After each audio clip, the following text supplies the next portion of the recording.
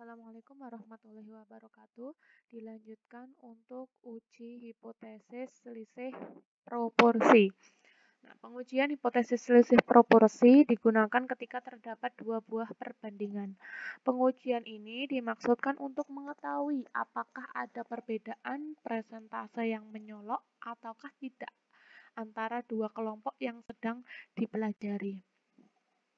Nah, untuk langkah-langkah uji hipotesis selisih proporsi, ya untuk rumusan hipotesis, kemudian kurva, hampir sama pada uji hipotesis selisih rata-rata ya.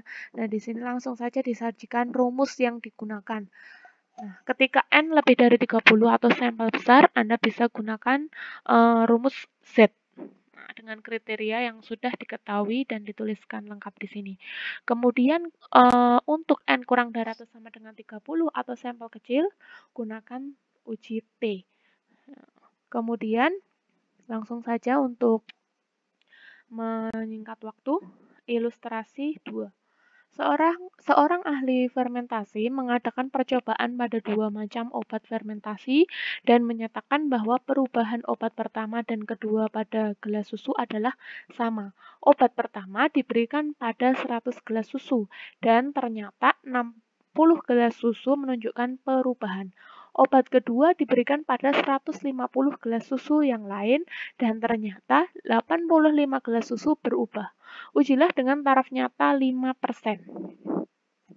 Jadi di sini nanti kita akan menguji apakah ada perubahan atau tidak antara obat pertama dan kedua. Nah, maka solusinya pertama kita tuliskan dulu apa saja yang diketahui ya. Maka X1, N1, X2, N2 sudah ada di dalam soal, tinggal kita tuliskan. Kemudian ditanyakan apakah Pi1 akan sama dengan Pi2. Nah, ini untuk simbol proporsi ya. Nah, maka rumusan hipotesis yang kita punyai sekarang adalah HA. Untuk hipotesis alternatifnya, simbolnya adalah tidak sama dengan, maka H0-nya adalah negasi tidak sama dengan, yaitu sama dengan.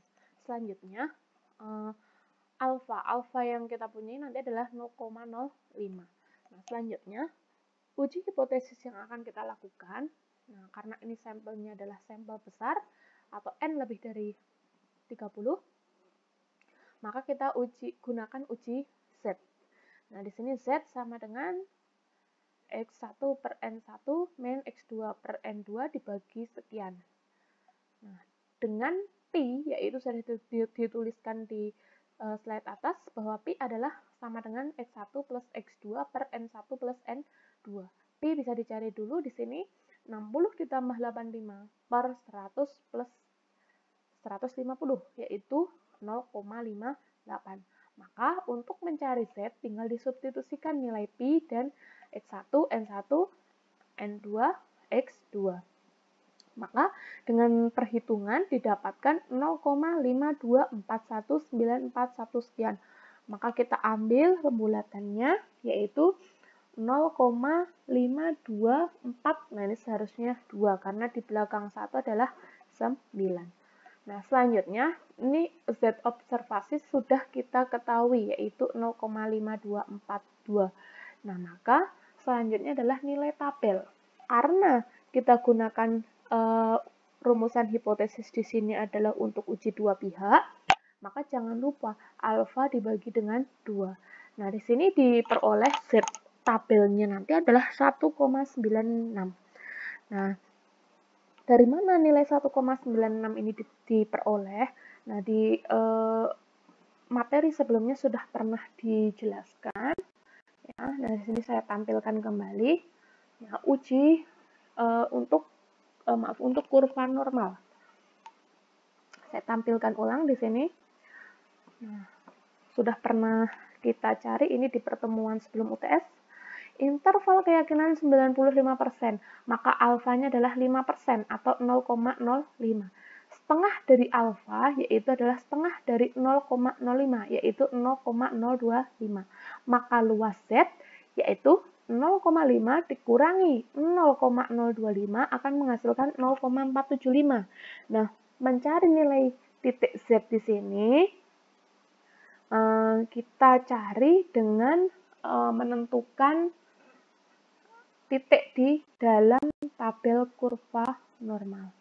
Nah, kita cari di dalam titik-titik ini yang nilainya 0,475 itu yang mana? Oh, ternyata di sini.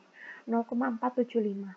Kiri yaitu baris adalah 1,9, kolomnya adalah 0,06. Maka kita peroleh titik Z-nya adalah 1,96. Nah, begitu pula untuk nanti ketika Anda di dalam soal itu punya interval keyakinan 99% atau alfanya adalah 1% yaitu 0,01, maka caranya sama. Alfa 0,01 setengah alfa, maka setengah dari 0,01 yaitu 0,005. Maka luas Z sama dengan 0,5 dikurangi 0,005, maka didapatkan 0,495. Maka nilai Z, nah kita cari di dalam